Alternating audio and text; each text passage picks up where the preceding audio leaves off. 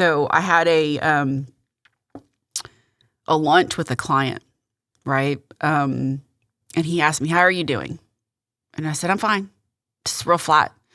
It's maybe 6 months after a Tucker had passed away. And he said, "No, you're not." And I said, "Excuse me?" He said, "There's no way you can be okay. Don't lie to me."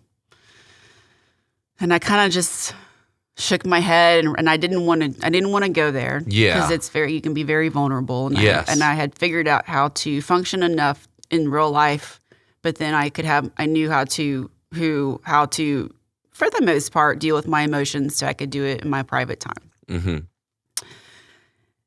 And the one thing he told me that felt very, and I've told people this since, and he looked at me and he said, "Stephanie, you need to get mad at God.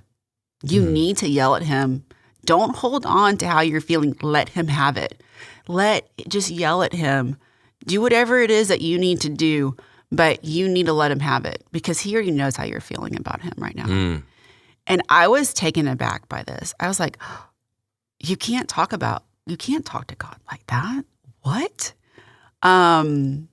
So it took me a while to process this thought. And I thought, nope, I kept pushing it aside. And then one day the grief got so heavy and so hard. And I remember just finally letting go. And I said, I was by myself, right? Nobody else was around. This is a very, I was in my house, probably in the closet, because that seems to be the safe place when you're grieving to go. So I just remember all kinds of words came out of my mouth. I don't even know if I was speaking in tongue. I mean, it just all finally came out. You just let it all loose. I let it all loose. And it was a turning point for my relationship with God, because it was no longer based on platitudes. It was based on a real relationship that went both ways. Because then, again, he already knew how I felt. Yeah. Why was I holding on to something? Why not just let him have it?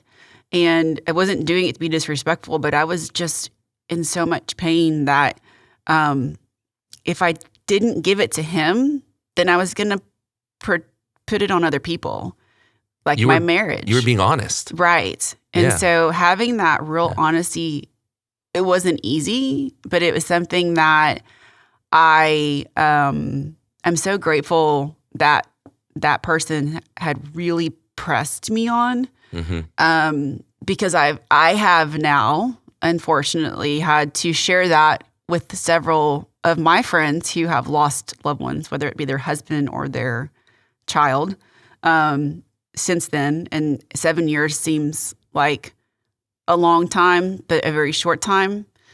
And so I have told people that more than once, more than twice, and they will come back and say, when you told me that, I was really taken aback. Like, I can't talk to God like that. And I said, I know, honey, I felt the same way. But then they would text me, it may be a month later, and say, it finally got too much, and I just let him have it. And you're right. I feel better, and he's still there. Yeah.